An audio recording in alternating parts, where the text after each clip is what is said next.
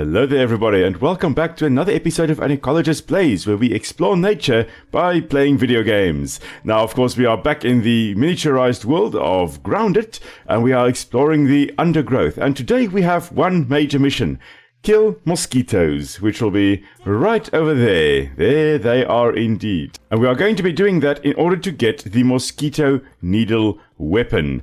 Now, just as I started recording this episode, I had the weird dream as I slept through the night here in the backyard, and this dream seems to be some kind of memory.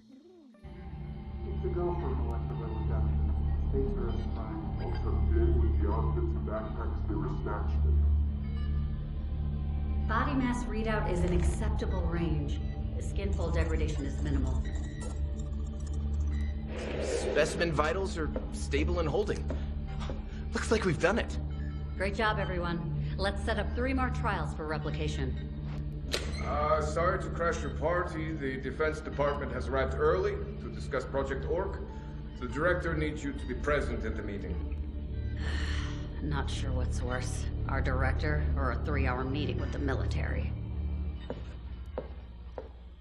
That explains why there are 4 of us. Myself, and then the 3 duplicates, the other 3 teens that we can also play as in the game. Now, of course, we still have a lot more to know about that, but I have spoken to Burgle about it, and he believes that yes, these are memories rather than just visions. So I also spoke to Burgle about Project Orc, which is something that we are going to be learning a little bit more about as we go along, although he doesn't seem to know much about that. But for now, let's go and kill some mosquitoes, which are right over there. Now, mosquitoes would sense initially carbon dioxide that we emit while being alive. Now, I really dislike the mosquitoes in this game, mainly because they do that. They hang around out of range. Eventually this guy is going to die if I pluck out my crowbow and shoot him in the face there. There we go, finally. Now, notice these little fine antennae in the front here.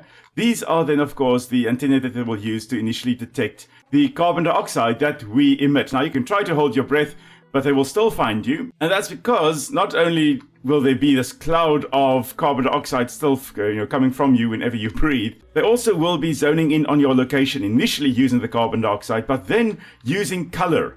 So they will be able to detect a darker thing against a lighter background. They also will be detecting certain chemicals being released by bacteria on your skin. And then they also are very much attracted to the smell of feet. A lot of species, like Anopheles, for example, which contain the protozoans that's responsible for transmitting malaria, they are attracted to feet, which may explain why they often bite you around your ankles, at least the Anopheles mosquitoes. A lot of other ones also will love going for your feet. We've got a bit of a kink that way, I guess. Now, that's 1 shot left. There we go. Aha, we've got our 2 mosquito beaks and our 2 mosquito blood sacs. That is what we are going for. Now, those blood sacs will be, of course, where they store the blood. Now, not all mosquitoes will drink your blood. No male mosquitoes will drink your blood. The ones that drink your blood are only the females, and they're only drinking your blood in order to actually develop eggs. Most of the time, mosquitoes are actually nectar drinkers, nectarivores. So male mosquitoes are exclusively nectarivores. They will use their proboscis to actually drink nectar, whereas the females will then use their proboscis to drink blood when the time comes. The rest of the time they also will be drinking not only nectar, but also aphid honeydew. Come on, you should die. There we go. They also will drink honeydew that the aphids will be excreting. So this little aphid over here occasionally will make a little drop in the game. You can also see the drops forming, the little orangish drops, not the sap, but the honeydew. And in real life, mosquitoes would go for that.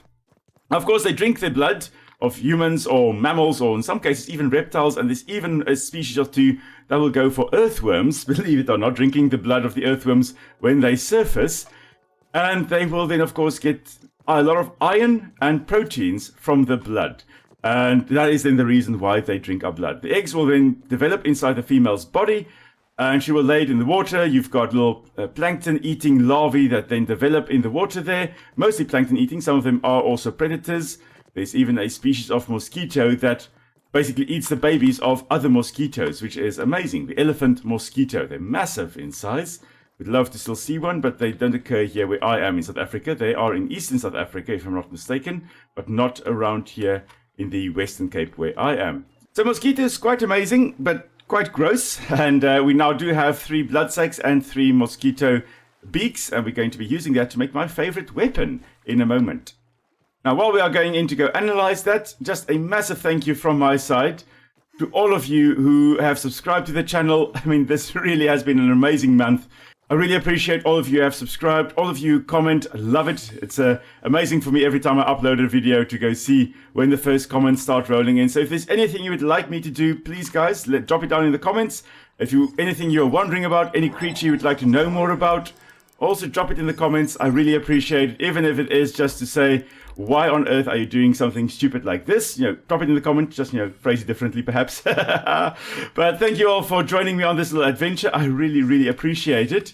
And now let's just quickly head back to our home over here, our little lake house, and quickly make my favorite weapon that I'll be using now for quite a while. So there we go, the mosquito needle, using 2 mosquito beaks, obviously there as the blades. We've got silk rope to wrap it all together, and the mosquito blood sac. Now the mosquito blood sac is what gives this weapon its lifesteal ability. If you now go and stab something that isn't a mite or a grub or a gnat, something that isn't like one of the tiny little useless creatures, or a weevil, if you stab something bigger, you actually gain health that way. So I'm not sure how this is on WoW, but on mild difficulty, this is enough to keep you alive in a lot of different fights. Now do note that things like the wolf spider are very resistant to stabbing. So you can see that here in the data, go to wolf spider, they are resistant to stabbing. So this weapon isn't going to do a lot of damage against them, but it is going to help you in a lot of fights where the creatures are sensitive to stabbing. Now our next objective would be to go into the haze. And if we are to do that, we have to be prepared. So we're going to go off to our baseball base, and I will meet you there. If we are going to survive in the haze, we need a few things. We need, firstly, some bloodbursts, some explosives. Just to gain entrance to the lab, one way we can go in, through the main entrance, you need a bloodburst. And for that, we still need to go and get 5 red ant eggs. So we need to go and raid the ant nest. We also need better arrows. Now we've been using the normal old arrows over here, but they're a little bit boring now. So we are going to go for feather arrows, and we can make 45 of those, which is going to be wonderful. So these arrows, you can easily switch between them by pressing L and then selecting either normal arrows or the feather arrows, but we are going to be using the feather arrows henceforth. Now apparently the feather arrows do have a bleeding effect that they do impose on whatever you hit, which makes them that, and the fact that they are stronger makes them better against any target you are trying to eliminate. Now we are going to be running past the soldier ant here because we are dressed in the red ant armor. Now I have just quickly swapped over to that so that we can easily gain access to the red ant nest, so we don't have to worry too much about them until we start stealing their eggs. So here at the bottom of the ant's nest, there where this last little skeleton was, where we also picked up the grave robbery chip, the auxiliary chip there. I have just picked up some mint shards as well, which we will be eating at one point as well, or soon. And they will also be used to craft a whole bunch of things. Okay, now I only got 2 of the red ant eggs over there, and that's because they don't seem to be laying eggs at the moment. You need to kill quite a few of the workers before they really then start laying eggs, and these 2 were just kind of lying around in the nest there. So if you remove the eggs while an ant is in the vicinity, they will attack you, and then you basically either have to kill them all or you've got to run out of there as quickly as you can. But if, as I did, you just kind of wait until there are no ants in the area, you can easily just take them without them chasing you afterwards. Now we need, in order to make the bombs, you need the fungal growth, you need red ant eggs and some dry grass. We can easily make 2 of these bloodbursts now. Now the red ant eggs, I assume, are basically like a timer to let it go off to go boom, and then the fungus would be the explosive component of that bomb that you are making, of that bloodburst. And now I believe we are pretty much set to basically go down. Now, there is one thing that I'm going to be doing on the way there, and that is our quest up there to complete the trail marker at Rake Rock Point. That is, if you just go up to this side over here, you see the rake going up here? Well, the Rake Rock is right at the top there. There is an infected larva coming our way.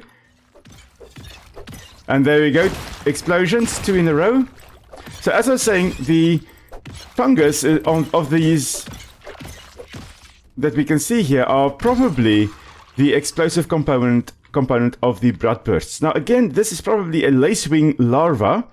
Now notice the zombified eyes over there and the weird mushrooms poking out of its body. I am pretty sure that the mushrooms that we are looking at in this game here in the haze would be some kind of cordyceps mushroom. Now the cordyceps mushroom or fungus is a type of fungus that will affect insects.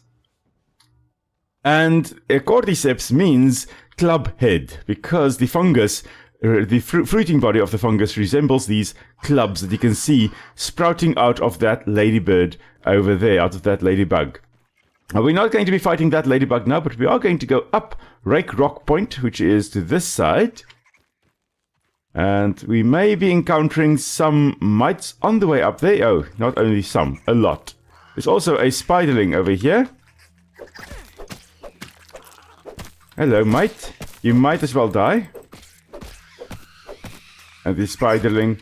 Hello, come on, another one. Okay. All mites must die, and as must all spiderlings. Now, just heading up Rake Rock Point over here, we have another larva over here, which is coming for us. And I just realized why I am suffering so much in terms of health. That's because I still have my red ant armor on instead of my ladybird armor. And that has almost killed us. And through the magic of editing, we are back and we are in our ladybug armor. So now we should be better off to fight these things. Hello there. So these are infected mites. And they are resistant to busting and stabbing and explosive damage. So they are, however, weak to chopping. Which means in we go with the insect axe. And 3 swipes, 3 hit combo. Gets rid of them quite nicely.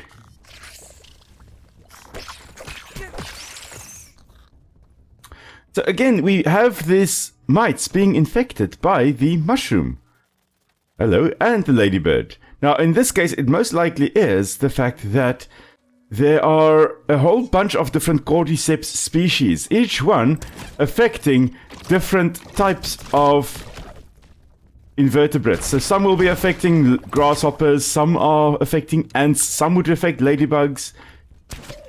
Okay, so this one is, unfortunately, seems stuck over there, and our arrows are just going to bounce down, which means we're just going to go in for the smash over here. Hello. And we almost fell down the rock face. Come on. So one of the species of cordyceps, which affects ants, are also known as the ant zombie fungus, because they kind of turn them into zombie versions of the ants. Let me just run away. Constantly, whenever they make boom, I'm just going to run away. So what the cordyceps does is it obviously wants to be dispersed. The spores of that fungus will have to be dispersed.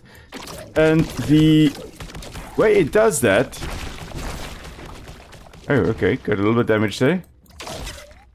The way it does that is to basically mind control the insects that they affect, getting them to go into areas that are suitable for the spores to then be dispersed and actually germinate or start growing. Oh, finally managed to kill this one as well. Now we have lost a few of our feather arrows. 3 of them should be down there somewhere, but we actually came up here for this. Now we are going to be seeing a whole bunch of different infected invertebrates as we go down in this general area. But you can see there that aphid just died. So in order to go in there, we do need our gas mask. And that is where we are going to end today's video. Thank you very much for joining me again, everyone. Hope you enjoyed it. Hope you learned a little bit more. We are going to be exploring a little bit more about the cordyceps mushrooms when we start our next episode as we head into the haze. So for now, we are ready. We have our bloodburst, we have our gas mask equipped, and we have got our feather arrows. So until our next video then, stay safe everyone. I will see you all soon.